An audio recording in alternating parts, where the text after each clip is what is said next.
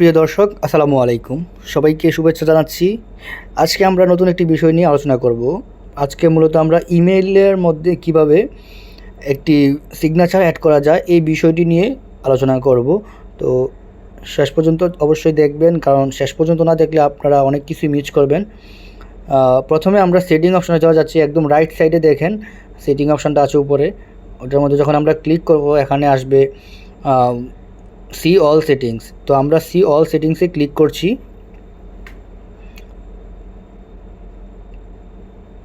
তো দেখুন এখন একদম জেনারেল সেটিংয়ে একদম নিচে যাব আমরা স্ক্রল করার মাধ্যমে। তারপরে দেখুন এখানে যে আমরা স্ক্রল করলাম, নিচে আসলাম, এখানে দেখেন একটা সিগনেচার ক্রিয়েট নিউ অপশানটা আছে। তো আপনারা এই সিগনেচারের যে নো সিগনেচার অপশানটা, এটা আমাদের ক্রিয়েট নিউটা ক্লিক করবেন। দেন আপনারা একটা নাম দিতে পারেন যে আপনারা কী নামে এটাকে আইডেন্টিফাই করবেন। তো আমি দিলাম কাজী সাইন।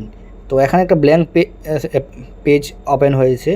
ব্ল্যাঙ্ক পেজের মধ্যে আমি আমার যে সিগনেচারের যে ফরম্যাটটা একদম নর্মাল একটা সিম্পল ফরম্যাট আমি এখানে দিচ্ছি। আপনারা চাইলে যেভাবে হোক অন্য অনেকভাবেই আপনারা এটাকে তৈরি করতে পারেন।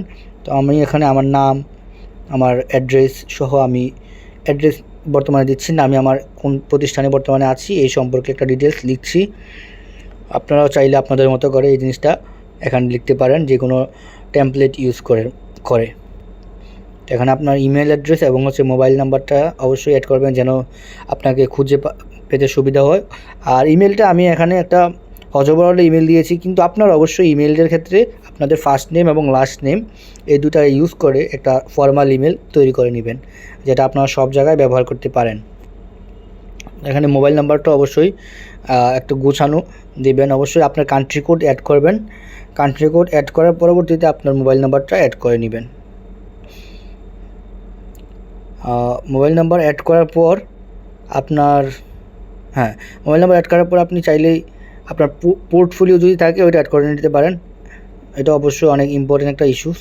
তারপরে আপনি একদম নিচে এসে দেখবেন যে সেভ চেঞ্জ অপশনটা আছে, তো এটার মধ্যে আপনি ক্লিক করে নেবেন।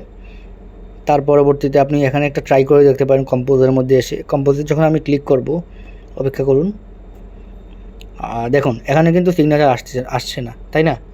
তো আপনি অবশ্যই এখানে বুঝতেছেন এখানে কোনো একটা ইস্যু হয় অবশ্যই আছে। তো আমি এটা ডিলিট করে যখন আমি রিফ্রেশ দিব, দেখুন আমি এখানে রিফ্রেশ দিচ্ছি। রিফ্রেশ দেওয়ার পরে দেখেন আসে কি না।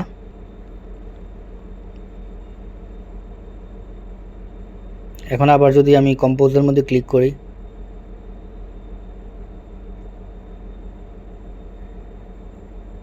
দেখুন তারপরেও আসছে না।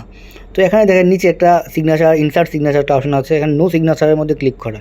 তো আমি যদি কাজী সাইনে ক্লিক করি তখন এটা অটোমেটিক আসছে না, ম্যানুয়ালি আসছে, তাই না?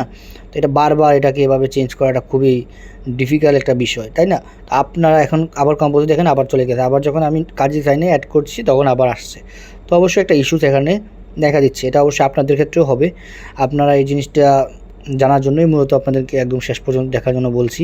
তো এখানে দেখেন এই যে নো সিগনেচার অপশানের মধ্যে সিগনেচার ডিফল্টের মধ্যে এসে দেখেন নো সিগনেচার এখানে ইনপুট দেওয়া আছে ফর নিউ ইমেল এবং রিপ্লাইয়ের ক্ষেত্রেও। তো আমি এখানে কাজী সাইনটা অ্যাড করে নিলাম, এখন সেভ চেঞ্জ দিলাম। তো এখন দেখুন কম্পোজে যখন আসলাম অটোমেটিক্যালি এখানে এই আমার সিগনেচারটা শো করছে।